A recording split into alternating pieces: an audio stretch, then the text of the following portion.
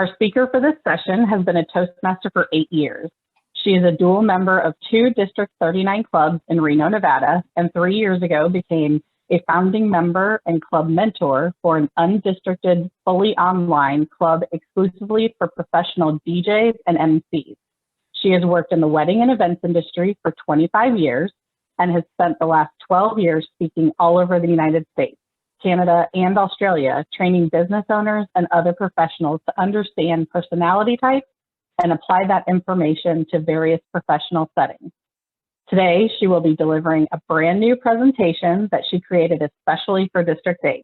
She will not only help us learn the 4-color personality system she uses to see the world in color, but she will walk us through some ways to create speeches and presentations that are designed to resonate with audience members of all 4 personality colors. Now presenting in full color, please help me welcome certified personality trainer and DTM, Vickie Musni. Thank you so much. I am really excited to be here with all of you. I wish that I could be, is St. Louis, is that your headquarters? Am I correct with that? I wish that I could be there with you in person, and maybe some year I can. I have family in that area and grew up spending most of my favorite holidays and summer vacations in St. Louis. So I was really excited to be included in this conference with you. I'm trying to adjust my view so I can see more of you that have your video on, just so I feel like I have an audience. Thank you. But yes, thank you for that introduction. I love getting to be involved in Toastmasters events, and I love talking about personalities. And when I can teach about personalities to Toastmasters, that really is the best of both of my worlds. And I'm just really excited to be here. I want to start by a little flashback. How many of you, like me, grew up remembering watching The Wizard of Oz? It was a big deal. When I was a kid, like say the early 80s, it was a really big deal because you had to watch it on that one day of the year when it came on. And if you weren't home, you missed it and you were just out of luck for another year. That was just the way it worked. And I'm sure a lot of you can remember and relate to those days. But I'll be honest, I sometimes didn't care if I was late because the beginning always felt kind of boring to me. I mean, Dorothy's whole world was in black and white. But then something happened to her. Something came and shook things up for her and changed everything. And all of a sudden, she found herself seeing the whole world differently. And it wasn't just the world where she lives changing, but the people from her life and her family. She saw them differently. Remember, it was the same family members that took on different identities, different colorful characters in this new land of Oz. So I think about that analogy a lot, and I guess it's really more of a metaphor, because I think learning about personalities was that thing that shook things up for me. Learning about personality types and being able to really see people differently was that thing that shook up my world and allowed me to see the people around me in full color. These are the people around me the most. In fact, especially this past year. This is my husband and our 4 children, and we've spent a lot of time together, more than we were ever used to in the last year or so.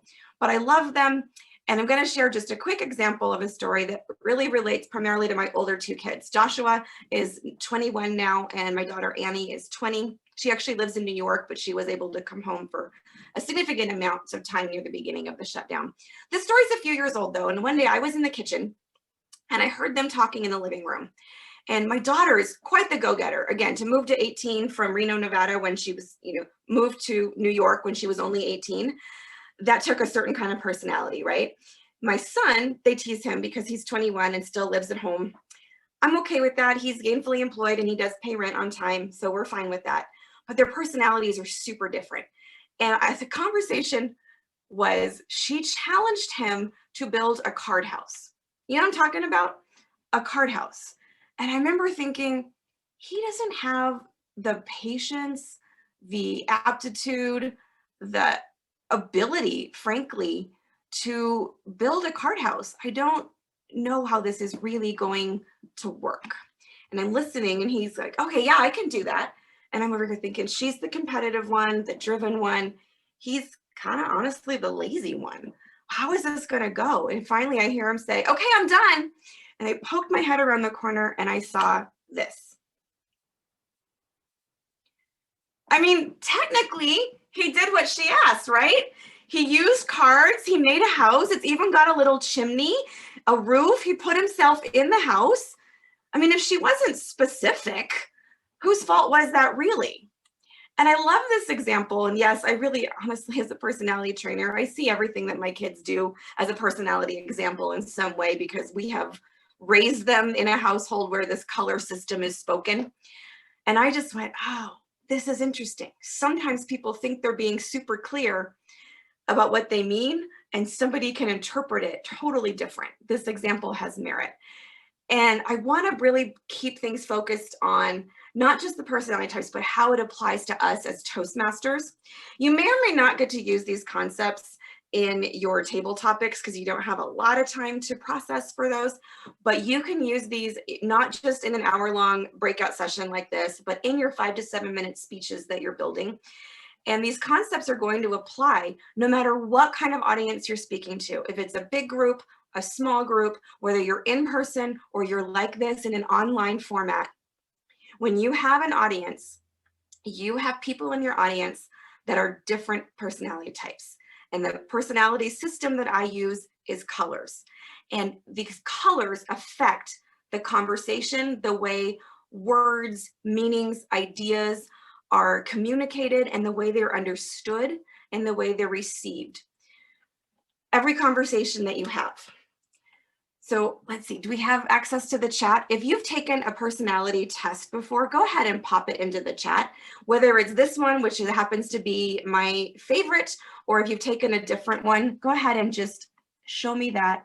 And I'm going to try to find why I can't see the chat at the moment. There it is. Okay, cool. I can't move it though, and it's in the middle of my slides. There we go. Okay. Myers-Briggs. Oh, someone has taken this one. Great, Kathy. And Strength Finder, DISC, lots of those. Cool. Those are some really good ones. Myers-Briggs and DISC are probably the ones I'm most familiar with, but I'll tell you what I struggle with is that there's always a different word that the letter represents. I've even heard different people talk about DISC and they don't even agree on what the letters stands for. And then to be honest, Myers-Briggs, there's so many different letters. While I could tell you that I'm an ENFP, I couldn't really very well quickly tell you how an ENFP interacts with an INFJ. That's just a lot of different lingo. So one of the reasons I gravitated towards this particular test is because it is so easy to apply.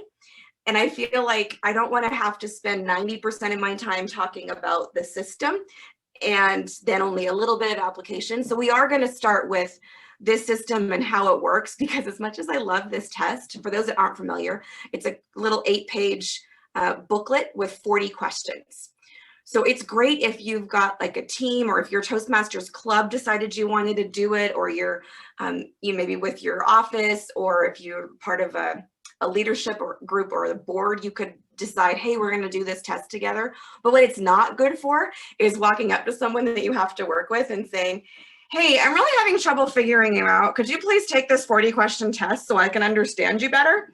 And we all know that's not real life practical. So we're going to spend about the next 10-15 minutes talking about how do we identify the personality types without making someone take a test. How do we just look at the information that is available to us, what we can see, hear, observe, and then take that, synthesize it, and come up with our very best guess of what personality type we think that person is. Sound good? I'm seeing a few heads nodding. Excellent. Thank you. I need some feedback. I really miss live audiences. For those of you that are note takers, and again, it's totally fine if you are not. I certainly understand not all personalities like taking notes, but those of you that are, everything I do is going to fall into 4 quadrants. So if you're taking notes the old-fashioned way, I highly recommend you draw yourself 4 quadrants. I'm going to give you 3 characteristics that are the kind of the key identifying traits. If you see these, you most likely have that personality type. But everything we do is going to fit into these 4 quadrants, everything we talk about. If you don't like taking notes, but you want the information, I'll try my best to remind you when is the best time to take a screenshot of a particular slide so that you have that information. Sound fair? All right. One more thing before I start. All 4 personality types are wonderful, amazing, have their place in this world. The world needs people of all 4 types. There isn't one that is better or more important than another, but I am not physically capable of speaking about all 4 of them at the same time. So I have to start somewhere. So please don't think that I am judging them in order of importance, but I'm going to start with the one, not just with yellow, not just because it's my favorite, and certainly not because I am half yellow personality, but really it's this simply because it's the easiest one to identify when you're just looking at an audience full of people, or when you're thinking about people that you know in your life, you're going to see the yellow. So here come your 3 identifiers. The first one is loud.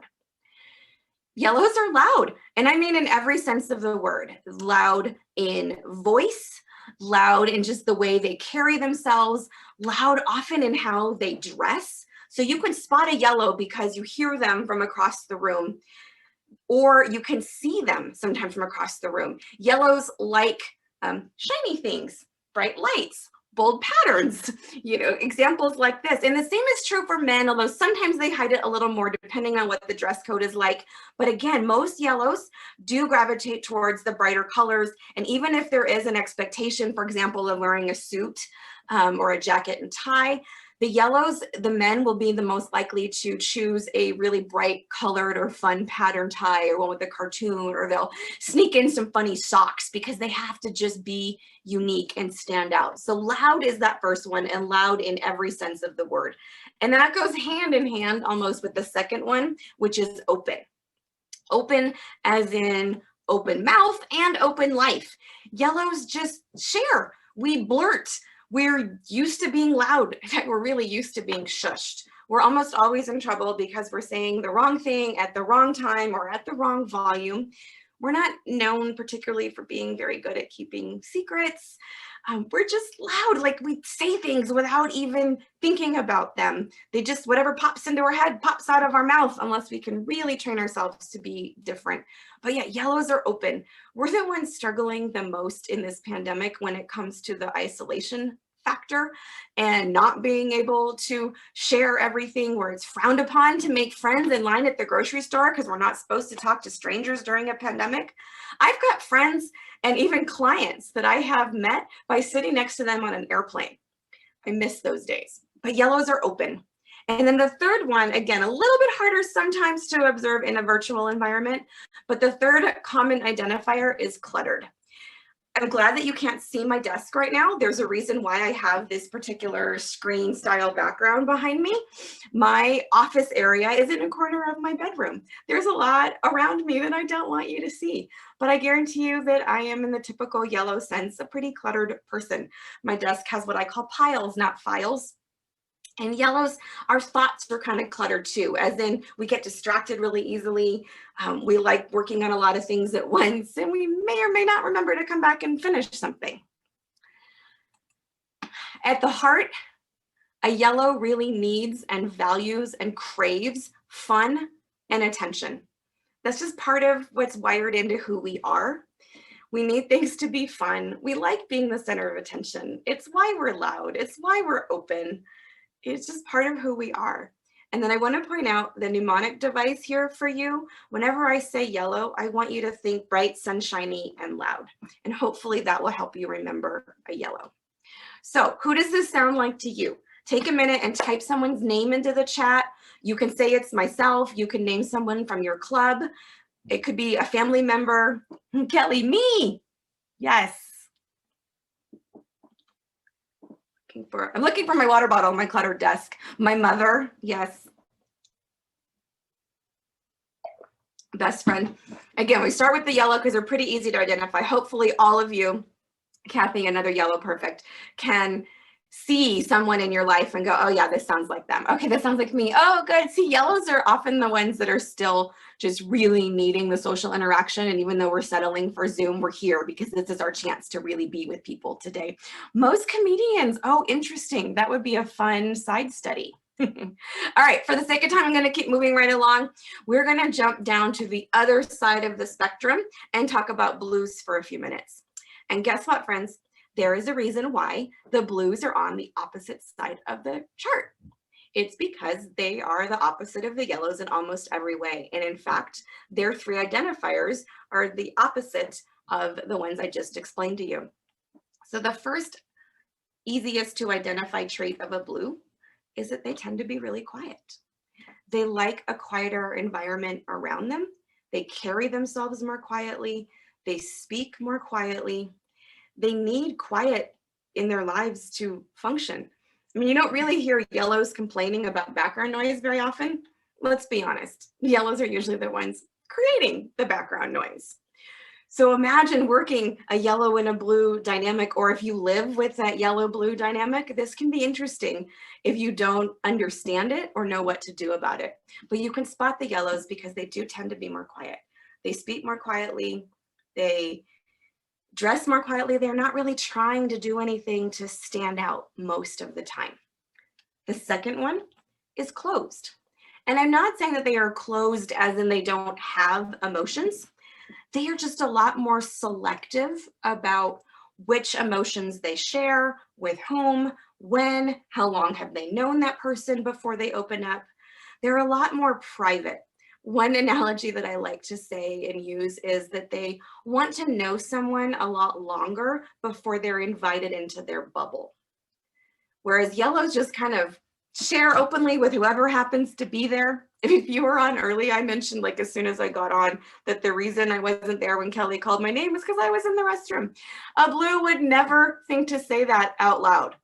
I mean, I'm sure we all use the restroom, but they don't feel the need to talk about it. That is just too personal. No one else needs to hear about that. That's just the way it is. I used to leave meetings sometimes before I understood personalities, like a sales meeting, and I would walk away sad and look at my husband and like, they didn't like me. They're not going to book us because they didn't hug me when the meeting was over.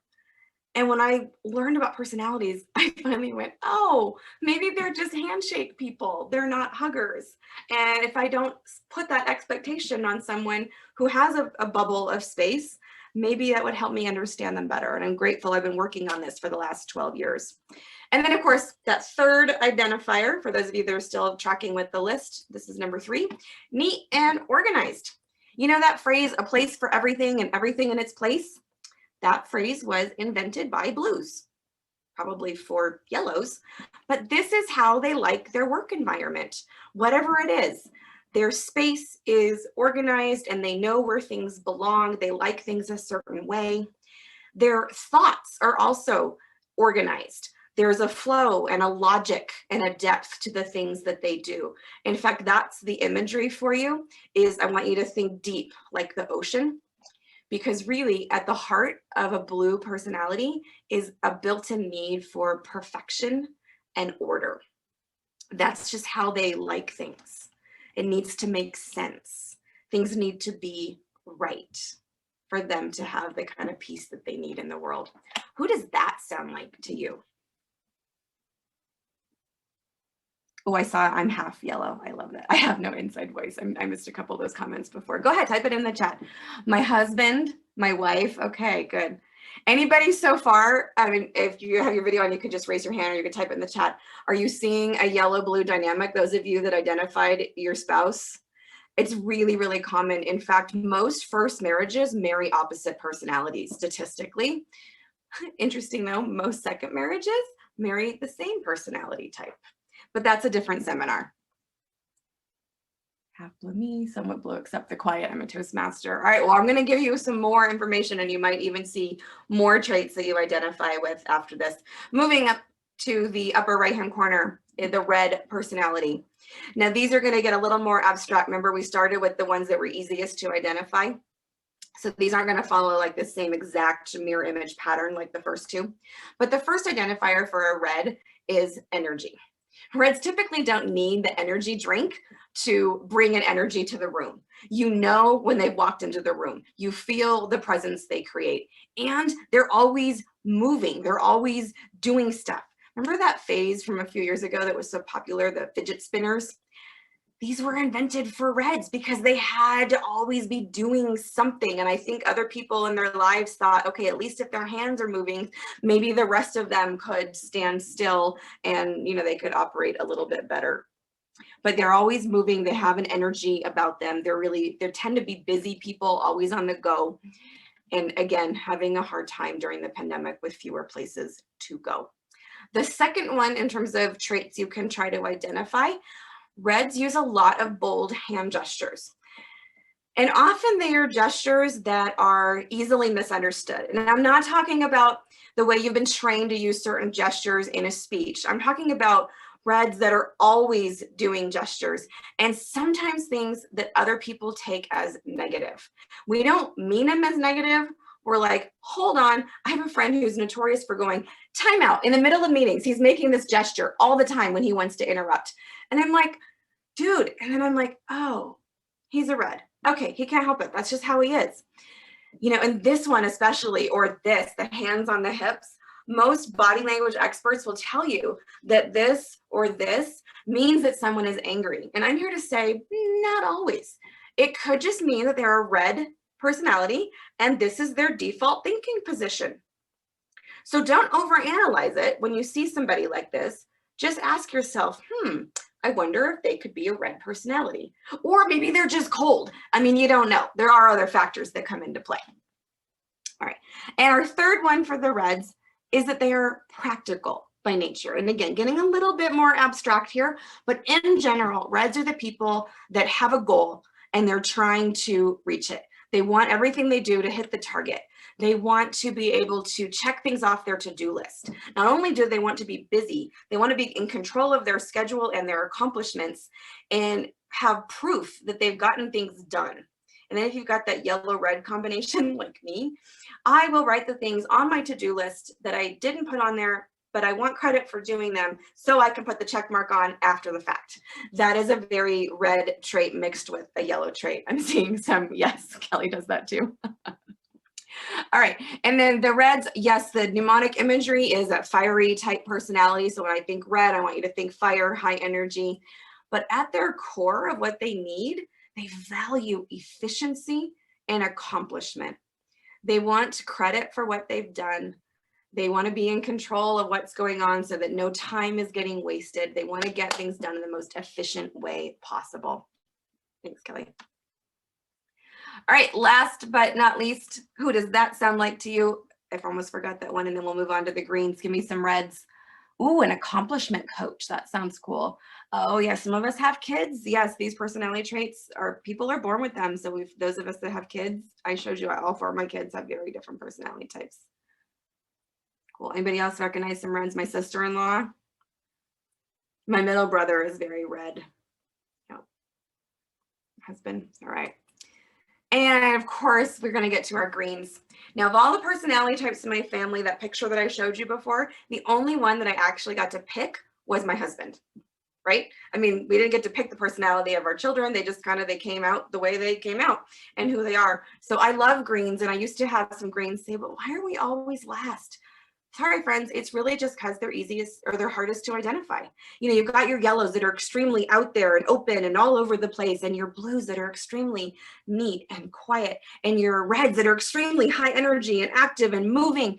And then you've got people that aren't extremely anything. They're just not extreme. It's not bad. They're not extreme, but process of elimination is often your biggest clue for a green personality. So if you were sitting here listening to those first three and went, that doesn't really sound like me. That's not really me. That's not really me. Maybe you're a green. Or if every single one of them sounded like you, sometimes greens have this amazing ability to be really chameleon-like. They can actually take on the traits of the other personality colors for a little while. And then they'll just kind of retreat back to what's comfortable. So that second identifier is comfort. Greens like to be comfortable And they're usually the best ones at noticing when someone around them is comfortable or not and trying to assess a situation. They tend to be really aware of other people and their needs, but you can visually see them, especially in an in-person situation. They are the most likely to be the most casually dressed for whatever the dress code was for the event. They're the most likely to sit down first. They're the most likely to kick their feet up and kind of lean back and recline a little bit. They just like to be comfortable. They're probably the ones in their pajama pants right now or with their slippers on, or maybe they're like me when I'm not a green, I am barefoot. But comfort is a big deal. And that extends to the pace that greens like to work. So this is another one that's an interesting dynamic with the counterparts. You remember reds are high energy and driven and always wanting to go, go, go. Greens tend to work at a much more methodical pace. They're that slow and steady wins the race kind of philosophy of people. So if you've got a green and a red on a committee together working on a project, you've got to find ways to, find that balance. And same goes when you're working on a presentation. You go too quickly, you'll lose your greens. You go too slowly, you'll lose your reds. How do you find something for everybody? We'll get to that again in a minute. The third one, though, if you're tracking with me, is cool, calm, and collected. Greens are just naturally peaceful. That's why we use green as the color. Think peaceful green meadows. That's just who they are. And it does go back to that, what they need at their heart, simplicity and peace. That's who they are, what they value, what they really need to be happy. Who does that sound like to you? Go ahead, pop a name in the chat.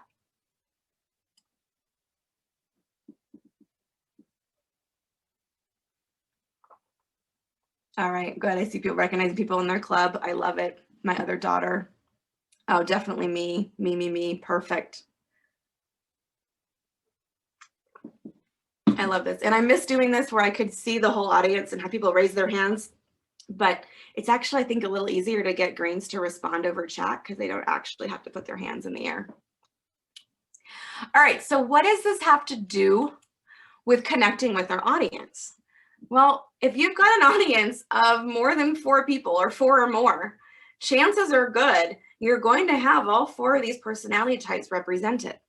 And as a speaker, if we don't take a few minutes to ask ourselves, is what I'm trying to say and how I'm trying to say it going to actually resonate with my audience? Our tendency naturally is to speak the way we like to be spoken to. So if you're a yellow and you're just thrown a microphone or put up in front of a lectern and asked to give a speech, you're going to connect like a yellow. If you're a blue, you're going to speak like a blue or a red or a green. And the people that are those personality types will automatically resonate with you. Your yellows are going to love other yellow speakers. Blues are going to be really comfortable with other blues. Your pace is going to match. But we don't really want to do presentations or speeches that only resonate with 25% of the audience, do we? Of course not. So whenever you're preparing for a presentation, and again, this is true whether it's in person or online, if it's a bigger group or a smaller group, all of these things still apply. You've got to ask yourself, what does my audience really want? And it comes back to this. This is one of those you probably want to take a screenshot of if you weren't taking notes so that you can remember this is the core, the essence of what each of those personality types needs. So how can you speak to each of these heartfelt needs in a single presentation? Most of you have probably been Toastmasters for a while, am I right? In fact, go ahead, tell me in the chat, this would be kind of a little fun trivia question. How long have you been a Toastmaster? A year? 7 years? A little over 2 years? Okay. 6 years? 2 years? Oh, cool. I like that some of them are, okay, 11, 12 years, 28, 20. Okay, I knew there were 40 plus. I knew there were going to be some of those. That is the cool thing about Toastmasters is there's newbies and people that have been in this for decades, and we can all learn together, and I love that. I want you to think about all of the different techniques that you've seen in your clubs, that you've tried in your different speeches, all of the different project goals that Pathways tries to get you to accomplish, everything from how to craft a cool opening to a speech, to your visual aids, your vocal variety, all of the stuff that we talk about. All of those things, think of them as books on a shelf. You can't read every book at once. In the same way that you can't use every single technique you've ever heard of in a single presentation. Well, the analogy here is when you're building your speech, I want you to pick out certain ones, knowing that they will resonate mostly with a certain personality type. Does that make sense? So when you got your plan and you've written out your outline for your 5 to 7 minute speech, go back and ask yourself, is there anything in here for the yellows, the blues, the reds, the greens? Do I have something in here designed for everyone? And again, if we had all day and we were in person, I would love to break people out in groups and bust out some poster board and have all of you give me your ideas. We don't really have the time or the mechanisms to do that very well. So I'm just going to go ahead and share a few ideas for each one of these. And again, I'm going to walk through them in the same order. So if you are still taking notes, you might want to flip your paper over and then you can draw those same quadrants and you can do your, ideas then. And at the end, I will give you all of these things on one slide so that you can do a screenshot if you'd rather do that and not have to write them down. And I am fine either way. I'll never know. And I don't really care. It's totally up to you. But here are some things you might consider that specifically resonate with yellows. And again, we talk a lot about storytelling in Toastmasters. I'm pretty sure there's a whole seminar or breakout on that in your conference today, the importance of storytelling. But yellows seem to need them even more. Remember, we have the shortest attention span, so we need to hear stories because that's how we think. We live our whole life in story format. Yellows also need a lot of images, photos, visual aids. Again, that attention span thing. We want to be entertained. We want it to be fun. We need it to keep our attention. So bright colors is a big part of it, and any kind of audience participation. Remember, yellows like being the center of attention. It is just harder for us to sit in the audience and not say what's coming into our head because all of these stories and ideas are always coming to our head.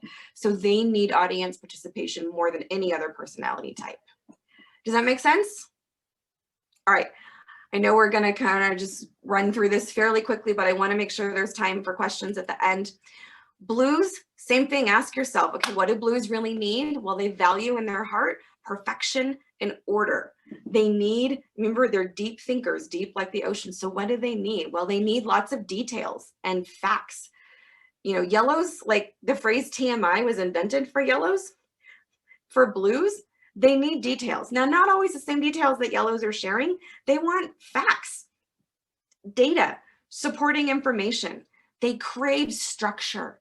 They like lists. They like things that explain and go why. There's like layers and depth, numbers. They're number people. They need lists and structures. They also need time to process. Remember I talked about yellows just kind of blurting everything that comes into our brain, comes out of our mouth? Blues aren't like that. They don't just say everything.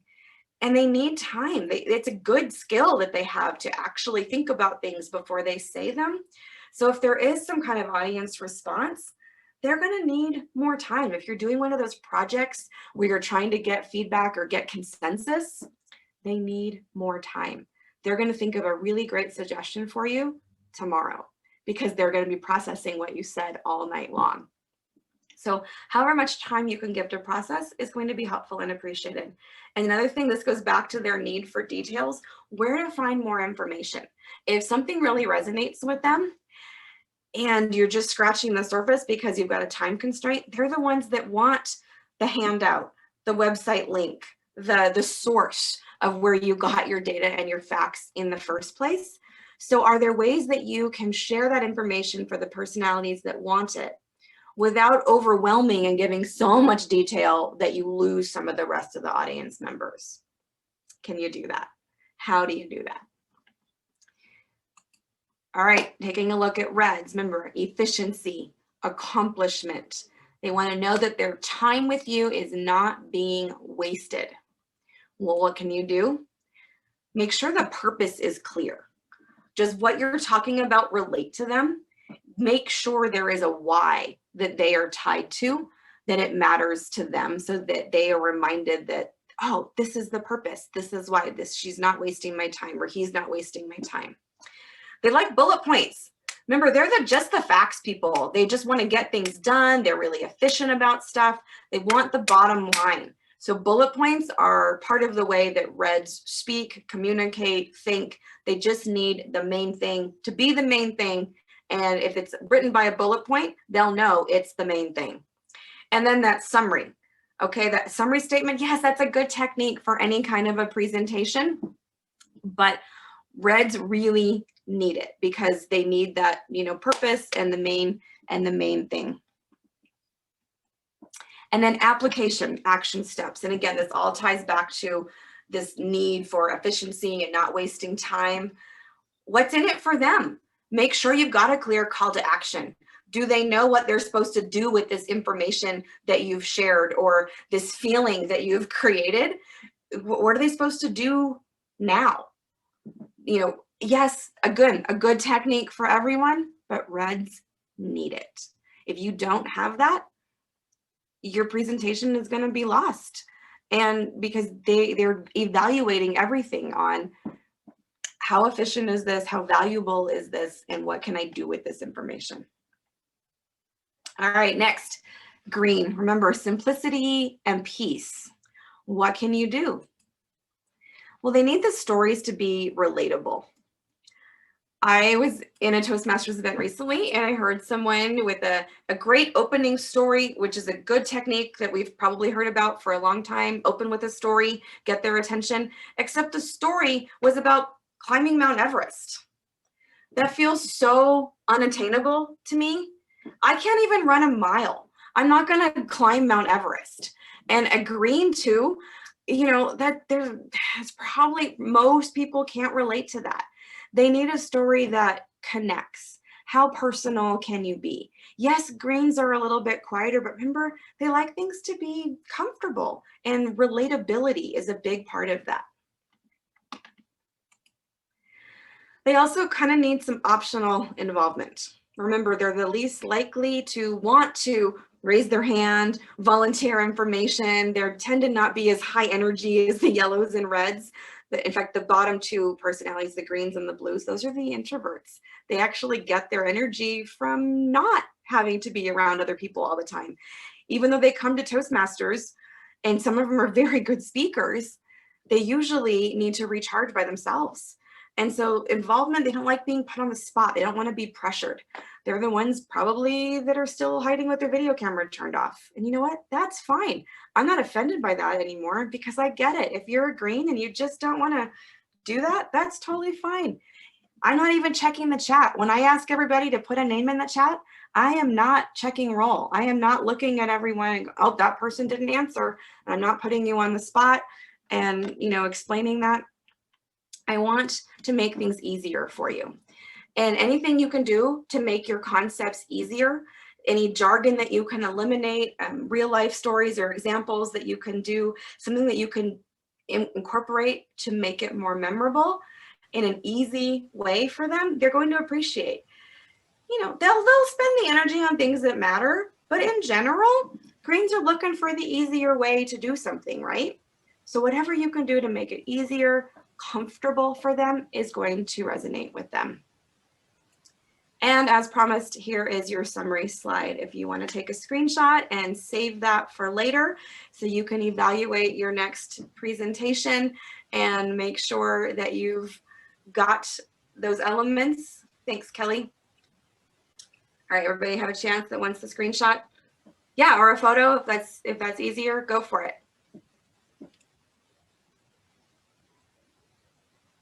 All right, are we ready for me to move on? I don't want to steal it away. I just hope that when you're picturing your audience before your next speech or presentation, that you'll remember these concepts. And before we move into the evaluation portion of this presentation, because there will be one because we are all Toastmasters, I do have a little bit for those who do want more information. And again, you can take a screenshot of all of this at the end. If this has struck a chord with you, is something you would love to continue to talk about and have conversations, I invite you to my free Facebook group called the Color Box Community. Just search the Color Box on Facebook, or you can go to that URL and find me. It is a free Facebook group, and you can participate in conversations, get links to articles, see memes. I'll ask questions, sometimes, and take polls. People can share, and it's just a fun way for us to keep in touch and talk about personalities and how to incorporate this into your life, into your family, into your business, and into your presentations. Another one that's maybe a little bit less, you don't have to, totally jump in. I just have a Facebook page where I share a lot of links and information, other places where I might be speaking or things related to the personalities. You're welcome to just kind of follow in the background, and you don't have to engage there if you don't want to. I have a website that has lots of free resources on there. The Basics is one that you might want to check out if I went through that intro a little too fast for you, or Articles. Articles is code for I have a blog, but I don't blog on a regular basis. So I just call them articles because no, I don't do it every week. So I changed the name of it, but you can research different topics, and I'll post some things that are thematic or related to certain holidays or things like that. Some are business, some are personal, but you can search by what is of interest to you. And then this is the only one I'm pitching today that costs a little bit of money, but my 4 books that I've written or co-written are on Amazon. So you can go to Amazon.com and just type my name in, and they will all 4 come up. 2 of them are things that I wrote completely on my own, and that is Personalities for Business, which was my first one, and then Color Me Smart, which is my more recent one. And then I co-wrote Personalities for Educators with my brother, who has been a middle school and high school teacher for almost 20 years. I taught middle school and high school back in the 90s, but I realized I needed more personal stories to share, so he and I wrote that one together. And then Creating Connections is fun and action-oriented. I wrote that with a fellow Toastmaster and former business partner and former podcast co-host of mine, my friend Mitch Taylor. And that one is just a chapter a day, 31 short chapters of an action step you can do to create better connections with people of all personalities. So that is the only one that's not personality related, but it is available to you. So real quick, before we have just a few minutes for questions, let's just do a little bit of an evaluation. You don't have to give me a formal evaluation, but I feel like it's important to just take a few minutes, and you can be honest with me. And if you want to type things into the chat and tell me, or you could even, unmute and speak up. I'm not going to be offended. But how did I do? So let's go through personality color by color. Did I do okay? Did I have the elements that I talked about that were important for yellows? Were they there? I hope so. I think I had a few stories scattered throughout and a couple in the beginning. And I tried to give you audience participation through the chat as much as I could. Obviously, I have lots of images and colors. What about the blues? Blues, did you get enough? Did I have enough supporting details? Was my structure adequate for you? Maybe time to process, because I know I do speak really quickly. I tried to give you more information, and yes, I have the list, so I'm trying to be organized with my thoughts instead of just being all over the place like my yellow side wants to be. I hope that I met those needs for you as a blue, and I hope that I was able to give you examples of these things even when I was demonstrating that whole first half. That was all part of my secret ploy, was to use most of the presentation to demonstrate it instead of having to spell it all out. What about for the reds? Did you know my purpose? Was it clear? Did I get to the point? Is there enough application for you? I hope so. And if there's not, or you have feedback, as a Toastmaster, I definitely invite you to share that with me afterwards. And then greens, were my stories relatable? You too could build a card house, friends. You have a technique that even you can do no matter what personality you have or how much patience you have. Was the involvement optional? Did my pictures and wording try to make things easier for you to understand? Again, I hope so. I'm open to your feedback, but I really hope that you take some of those screenshots or your notes and try these techniques as you're preparing your next presentations. And I thank you so much for including me today. And let's see, 9 minutes for questions and comments. And I'm totally fine. I don't know what your protocols are, but you can unmute as long as we are all, civil and polite and not all trying to talk at once. I don't know if I could be civil and polite. I'm a Toastmaster, but no, Vickie, I recently got involved with psychology of color, and I'm painting rooms to coincide with that, like blue for my office and blue for the bedroom, green for the living room and things of that nature. But it's coming along pretty good. I have a dark and light, like contrasting blues and contrasting greens. Fun. Yeah, I think there are definitely other things that colors can mean. The reason I love colors for this purpose is that you all know your colors, and I want those mnemonic devices to make it really easy for you to remember. I didn't want you to have to learn a whole lot of new vocabulary. In fact, those of you that said you've taken the Wired That Way personality or you've studied with Marita Littauer before, did you notice I didn't make you learn or use the words sanguine, choleric, phlegmatic, and melancholy? They're weird words. Colors is easier. It makes more sense. And I think it's easier to learn. So yes, there is definitely a science to the colors, but I don't want you to overthink that. And I think I saw some comments in there about like what color I was wearing or something. So yes, I try to kind of dress the part, but to me, leopard print is an example of something that as a yellow, I love, but it's not that I don't wear yellow very often, just yellow as a color. And the reason I have my background in blue, just between us, blue is the color I have the least experience with in my real life. I am a yellow red married to a green yellow, and none of our children have any blue. My dad was a blue, and I know it conceptually, but I don't have a lot of blue in my real life. So that is the hardest one for me as a presenter, to make sure that I don't speak too quickly the whole time, that I stop back and I give, enough details for it to make sense, that I don't overwhelm my blues. So often I'll put my background in blue to remind me to make sure I'm speaking to my blues and including them in my presentations. Vickie. Yeah. This is Farzana.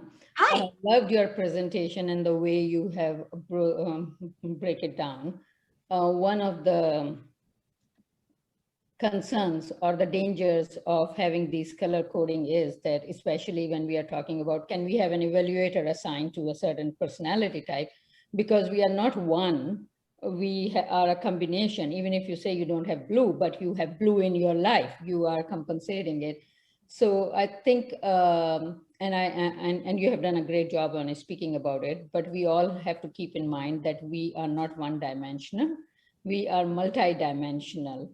And looking at your leopard print, I love to wear leopard print, but I have not done it in my speaking engagements. So how does I reconcile the fact that who I am? Because I can be blue and I can be yellow also. How do people reconcile with that fact, that they can have strong tendencies of blue and red or blue and yellow? Interesting question. So as I shared, I'm a half red, half yellow. So any square on the chart that touches another square, those are really natural combinations. My husband is a green blue. So yellow and red, what we share, those are both extroverted personalities. Greens and blues share the fact that they are both introverts.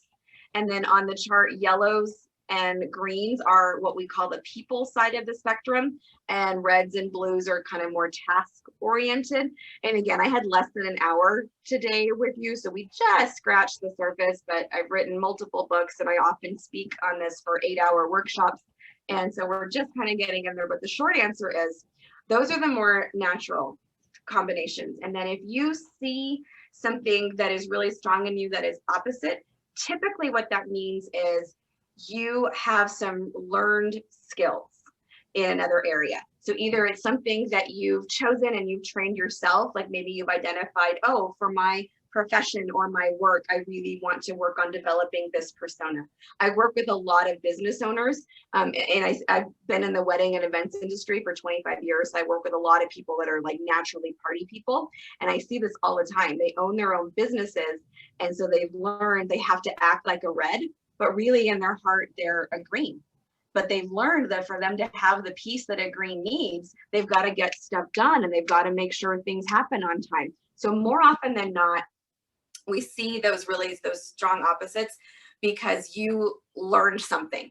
And it could be because you chose it, or it could be because you've learned by the people that you interact that, oh, for this environment, I need to behave this way. So we don't have time today, but it is interesting to go back and think about, like, as children growing up, how were our parents? Did they try to say, this is the expectation, I want you to behave this way? And was that in line with your natural personality? Maybe you've got some things that you learned you needed to do, you know, that's been ingrained in you for years and years. Or maybe you've just said, yep, you know, hey, I recognize this trait in my life. I don't love it when I do this. I'm going to, you know, take it on myself to train myself to do better and not fall into that, you know, that trap. So actually, yeah, you identified my how I became that, because I'm an architect. When I started, I had to be all black. I cannot wear any colors. So it's a long story, but anyways, you Yep. identified it very well. Yep. Thank you. Cool. Anybody else? I see a hand up.